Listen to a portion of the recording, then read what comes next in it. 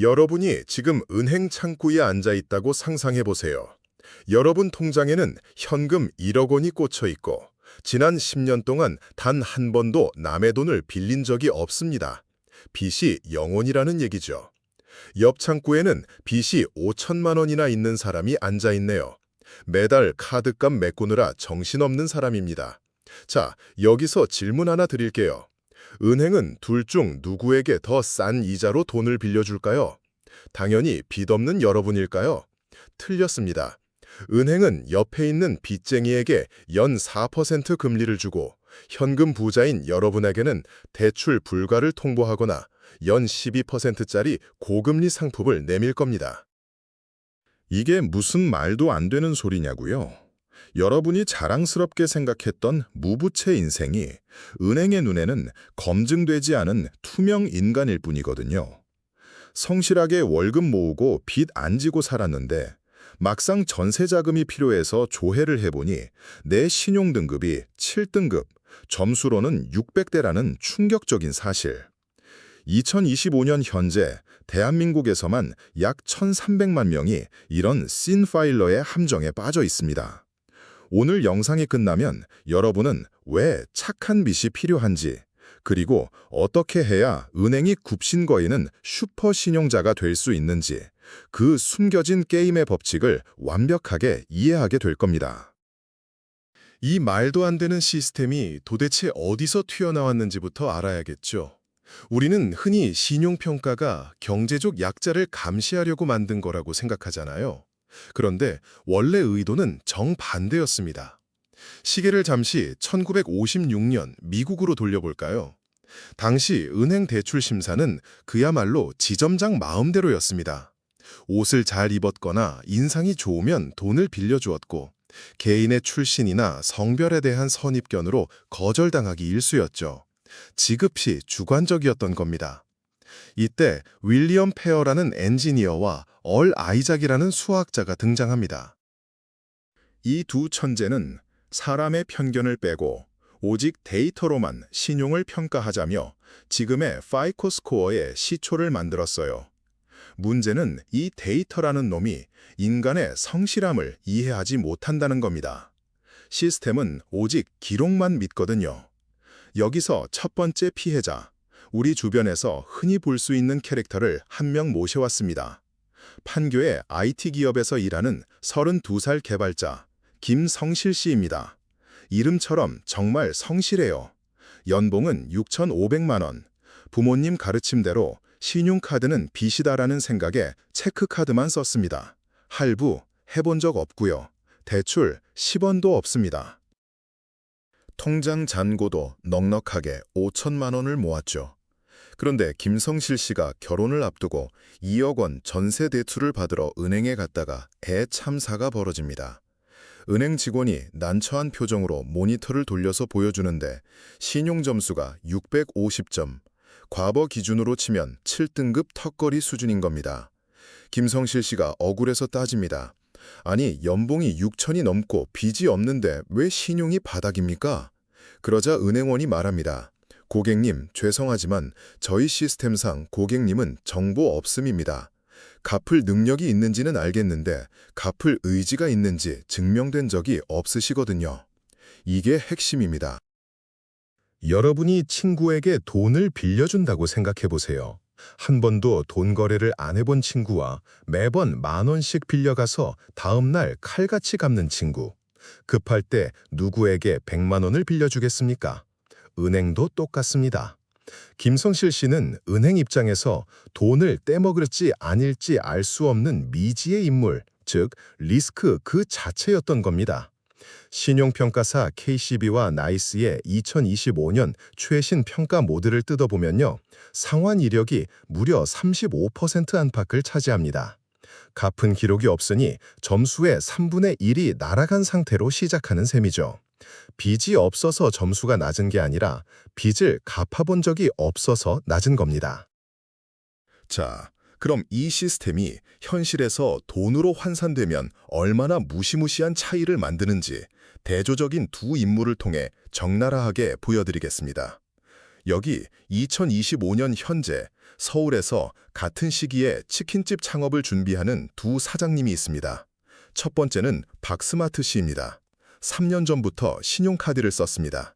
월급이 들어오면 카드값부터 선결제하고 할부는 절대 안 쓰고 일시불만 긁었죠. 가끔 소액 대출을 받았다가도 일주일 만에 갚아버렸습니다. 빚을 이용한 거죠. 현재 신용점수는 950점, 1등급입니다. 반면 두 번째 인물, 최현금 사장님은 평생 현금 박치기만 했습니다. 외상은 소가 웃는다는 철학으로 살았죠. 신용점수는 630점, 과거 7등급입니다.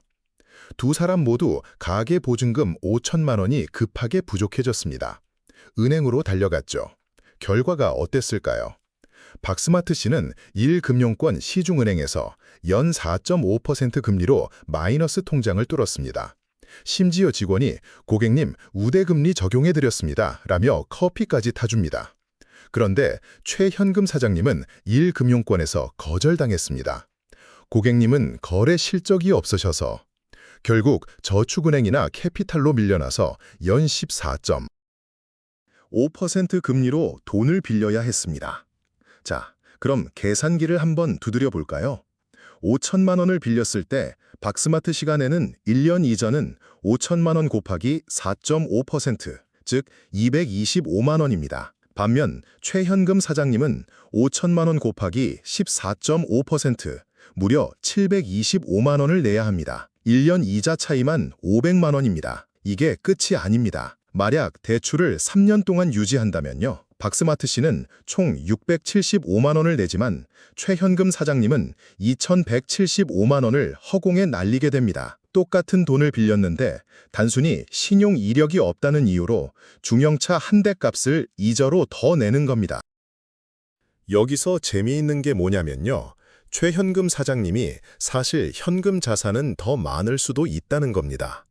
하지만 자본주의 시스템은 보유한 부보다 증명된 신용에 더 높은 점수를 줍니다.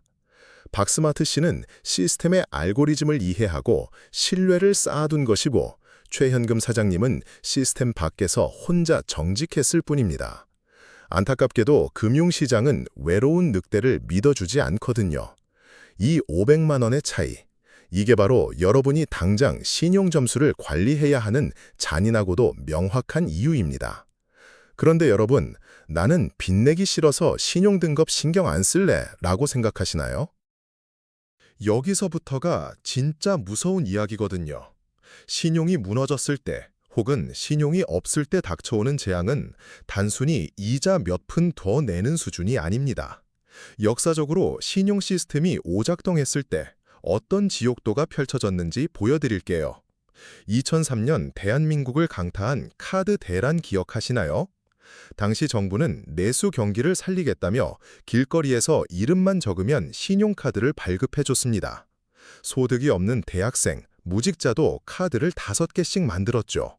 사람들은 이게 공짜 돈인 줄 알았습니다. 400만 명에 달하는 신용불량자가 양산됐고 길거리에는 카드빚 갚아드립니다라는 불법 사채 전단지가 휘날렸습니다. 당시 실제 피해자였던 한 가정의 이야기를 들려드릴게요. 이분은 원래 빚이 없던 분이었습니다. 그런데 사업이 잠깐 어려워져서 생활비 300만 원을 카드로 긁었습니다. 등급이 낮으니 리볼빙 서비스를 쓰게 됐죠. 300만 원이 연 20%가 넘는 이자와 연체료가 붙으면서 순식간에 1,000만 원이 넘는 빚으로 불어났습니다. 빚이 빚을 낳는 스노우볼 효과죠. 결국 이분은 집까지 경매로 넘어가고 가족이 뿔뿔이 흩어지는 비극을 겪었습니다. 계산해 볼까요? 1,000만 원을 연 20%로 빌리면 1년 이자만 200만 원입니다. 원금을 못 갚으면 다음 해엔 1,200만 원에 20%인 240만 원이 이자로 붙습니다. 복리의 마법이 지옥의 마법으로 변하는 순간이죠. 아인슈타인이 말했잖아요. 복리는 세계 8대 불가사이다. 이해하는 자는 벌고 못하는 자는 지불한다. 신용등급이 낮은 사람은 이 복리의 칼날을 맨몸으로 받아내야 합니다. 에이, 설마 그렇게까지야 라고 생각하실 수 있는데 더 무서운 시나리오를 보여드릴게요. 워런 버핏의 파트너 찰리 먼거는 이렇게 말했습니다. 똑똑한 사람을 파산시키는 세 가지가 있다. 술, 여자, 그리고 레버리지다. 하지만 저는 여기에 하나를 더 추가하고 싶습니다. 바로 무지입니다. 신용 시스템에 대한 무지는 여러분을 7등급이라는 감옥에 가둬두고 위기 상황에서 가장 비싼 대가를 치르게 만듭니다. 비상금 1,000만 원이 급할 때 1금융권 문턱을 넘지 못해 사채 시장을 기웃거리는 공포. 그건 겪어보지 않은 사람은 상상조차 할 수 없는 현실입니다. 자, 그런 시야를 좀 넓혀서 다른 나라 이야기를 해볼까요? 우리만 이렇게 유난을 떠는 걸까요? 아닙니다. 2025년 현재 전 세계는 신용을 넘어 평판을 점수화하고 있습니다. 가장 극단적인 예로 중국의 사회적 신용 시스템을 들 수 있습니다. 여기서는 단순히 돈을 갚냐 안 갚냐를 넘어서 무단횡단을 하거나 쓰레기를 아무데나 버리면 신용 점수가 깎입니다. 점수가 낮으면 비행기 표도 못 사고 인터넷 속도까지 느려집니다. 정말 소름 돋지 않나요? 반면 미국은 우리가 쓰는 것과 비슷한 파이코 점수를 쓰는데 여기도 신파일러 문제가 심각해서 최근에는 넷플릭스 구독료나 수도요금 납부 내역까지 신용평가에 반영하는 울트라 파이코 스코어를 도입했습니다. 2025년 한국 경제 상황을 보면 신용관리의 중요성은 더 커졌습니다. 한국은행과 IMF의 최신 전망에 따르면 2025년 경제 성장률은 2.0% 수준에 머물고 고금리 기조가 꽤 오래 유지되면서 가계부채의 질이 나빠지고 있습니다. 최근 연체율이 꿈틀대고 있다는 뉴스 보셨죠? 은행들은 이제 방어 태세에 들어갔습니다. 예전 같으면 6등급도 받아주던 대출을 이제는 4등급에서 끊어버리는 시기죠. 이 말은 무슨 뜻일까요? 신용의 빈익빈 부익부가 심해진다는 겁니다. 점수가 높은 사람은 더 낮은 금리로 기회를 잡고 점수가 낮은 사람은 아예 금융 시스템에서 퇴출당하는 겁니다. 다른 나라들도 마찬가지입니다. 데이터를 장악한 사람이 승자가 되는 시대. 여러분이 단순히 나는 빚 안 지고 착하게 살았어 라고 주장하는 건 전쟁터에 꽃 한 송이 들고 나가는 것과 같습니다. 자, 그럼 이제 현실을 직시해야 합니다. 2025년 11월, 지금 우리는 어떤 세상에 살고 있나요? 빅데이터와 AI가 내 소비 패턴 하나하나를 분석하는 세상입니다. 여러분이 편의점에서 4,500원짜리 도시락을 사 먹는지, 백화점에서 50만 원짜리 옷을 사는지 이 모든 데이터가 여러분의 점수가 됩니다. 최근 금융 트렌드를 보면 대한신용평가가 뜨고 있습니다. 토스나 카카오뱅크 같은 핀테크 기업들은 여러분이 친구에게 밥값을 얼마나 자주 송금하는지, 통신비는 제때 내는지까지 봅니다. 이걸 비금융 데이터라고 하는데요. 희망적인 건 과거에는 대출 이력 없으면 무조건 7등급이었지만 이제는 이런 데이터를 잘 활용하면 점수를 올릴 수 있는 구멍이 생겼다는 겁니다. 하지만 전문가들은 경고합니다. 앞으로 신용격차는 소득격차보다 더 무서운 계급을 만들 것이다. 미래에는 취업할 때도, 결혼할 때도, 심지어 데이트 앱에서도 신용점수를 요구할지도 모릅니다. 실제로 미국에서는 신용점수가 낮은 사람과는 데이트도 하지 않는다는 설문 결과가 있거든요. 경제적 신뢰가 곧 인간적 매력이 되는 시대가 온 겁니다. 우리는 여기서 중요한 교훈을 얻어야 합니다. 시스템을 탓하기만 해서는 아무것도 바뀌지 않는다는 거죠. 룰이 불공정해 보여도 일단 그 룰 안에서 승리하는 법을 배워야 합니다. 그리고 그 방법은 생각보다 어렵지 않습니다. 아주 사소한 습관의 변화만으로도 여러분은 투명인간에서 VIP가 될 수 있거든요. 자, 정리해볼까요? 빚이 없다고 좋아할 게 아니라 현명한 빚으로 신뢰를 증명해야 한다는 사실, 이제 아셨죠?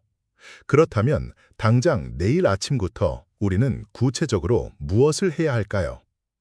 여러분의 신용 점수를 900점대로 끌어올릴 실전 행동 지침 6가지를 알려드리겠습니다.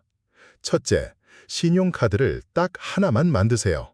그리고 한도의 30%만 쓰세요. 카드를 안 쓰는 건 은행 입장에서 데이터 없음입니다.